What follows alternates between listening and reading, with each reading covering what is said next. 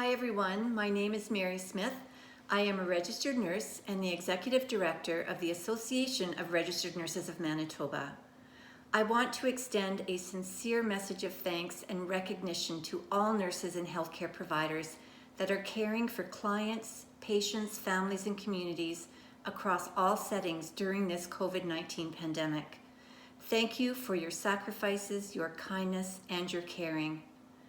The nursing world has quickly shifted attention from the World Health Organization's proclamation of the International Year of the Nurse and Midwife to this pandemic. This year was going to be the time to celebrate the work of nurses and midwives internationally, with the goals of highlighting their critical roles in improving health outcomes and advocating for increased investments in the nursing and midwifery workforce. Instead of merely celebrating these contributions, the pandemic is providing us with a platform to clearly demonstrate to the world the critical importance of nurses in our society. The nursing profession is composed of highly educated and skilled men and women who are well prepared and committed to respond to this threat.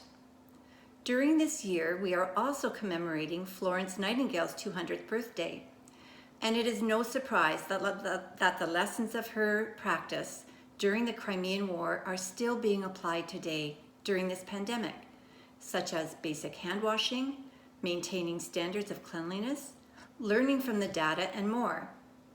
I am proud of how our federal and provincial governments, shared health services, and service organizations across the province are mobilizing resources to do all they can do to ensure the health and safety of nurses and all healthcare providers. I would like to acknowledge the tireless efforts of nurse leaders, such as the Chief Nursing Officer of Shared Health Manitoba, who shows up every day sitting the appropriate social distance away from the Chief Medical Officer of Health to provide a calm, reassuring, and knowledgeable voice during the daily COVID-19 updates. The value of nurses is that although life as we know it may have changed, the core roles and responsibilities of nursing has not. In situations like this, it becomes even clearer how valuable and important nurses are in the world. Nurses are integral team members in this response, with significant contributions from each of the nursing disciplines: licensed practical nurses, nurse practitioners, registered nurses, and registered psychiatric nurses, all across the system. Nurses are not on the sidelines. Nurses are front and center, showing their leadership skills regardless of their roles.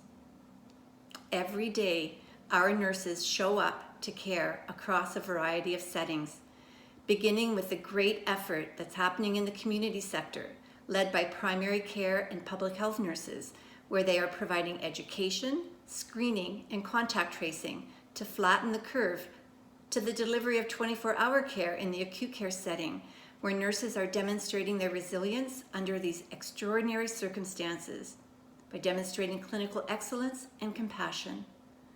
During this time of social distancing, nurses are still providing that human connection that patients need to help them heal as they navigate illness and pandemic fear. I am so proud of how nurses have responded with courage and compassion to a situation that is evolving and changing daily. No matter who you talk to or what media source you tune into, we find ourselves inundated with information about COVID-19. We all know how important it is to stay informed, but we can control what we watch and who we listen to, as well as how often. Social media, as well as the grapevine, are powerful communication networks that, when working well, can share accurate and reliable information. However, we also know the opposite can be true, where myths are embellished and misinformation goes viral. Nurses play a key role as trusted healthcare experts and skilled communicators to help provide that balanced perspective on the situation by dispelling myths and referring people to credible, evidence-based sources, such as the Public Health Agency of Canada and provincial government websites. This education of the public on the importance of following the public health recommendations not only protects the public, but it protects nurses and other healthcare providers. The guidelines are simple and within the public's control. Their simplicity is not reflective of how significant they are, as our best defense to minimize the spread of this virus.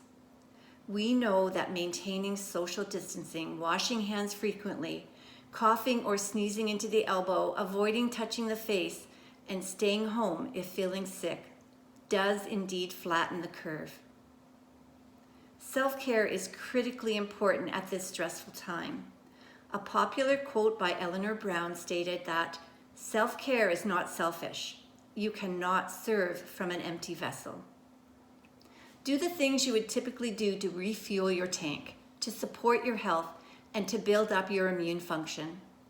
This is an extraordinarily trying time, and all the tried and true stress management strategies still apply, such as eating regular healthy meals, getting plenty of sleep, fitting in exercise, and taking care of your emotional health.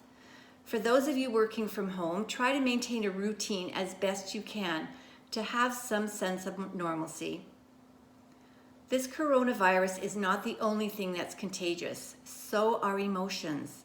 Don't let coronavirus dominate every conversation. It's important to take breaks from stressful thoughts about the pandemic, to simply enjoy each other's company, to laugh, share stories, and focus on other things going on in our lives. Please be kind to yourself. If you find yourself experiencing more anxiety than usual, know that you're not alone. Fears about COVID-19 can take an emotional toll, but we are not powerless. Don't avoid or suppress your anxious thoughts. Instead, be aware of your anxiety and accept that you're feeling anxious in this situation. Try to keep things in perspective. If you're noticing symptoms of anxiety that are causing you distress or interfering with your ability to function normally, please reach out for supports, either through services offered by your employer or other supports available. For example, the Manitoba government announced that in 2 weeks, it will be launching an online counseling program that pairs people with therapists free of charge to help with ending anxiety during this pandemic. As our days are getting longer and warmer, try to get outside every day for a change of scenery to enjoy the sunshine and fresh air. Going for that walk will help you stay physically active, which will help you release anxiety and relieve stress. We'll soon have a list of online self-care resources on our association website, which will include links to things like fitness, yoga, and meditation apps and videos. Many companies are offering free subscriptions for up to 6 months. In this time of physical distancing, it is more important than ever that we stay connected, be it through a digital platform or a simple phone call. We're hardwired for connection. Isolation and loneliness can exacerbate anxiety and depression and even impact our physical health. That's why it's important to stay connected as best we can and reach out for support when we need it. While there are many things in life we can't control, my best advice is to remember that we do have control over how we choose to think and how we choose to respond. We can take pride in the fact that as a profession, we are front and center in this pandemic response. The association has always believed in the importance and value of connecting our members to credible evidence-based resources and supports to assist nurses in whatever role or setting they are in. Under these circumstances, there's never been a more important time to do this. The association is working on your behalf as the professional voice of nurses at the provincial level. As the jurisdictional member of the Canadian Nurses Association, who is the member organization with the International Council of Nurses, we are supported by their advocacy efforts at the national and international levels. As a member-driven organization, we value and need your input into how we can support you.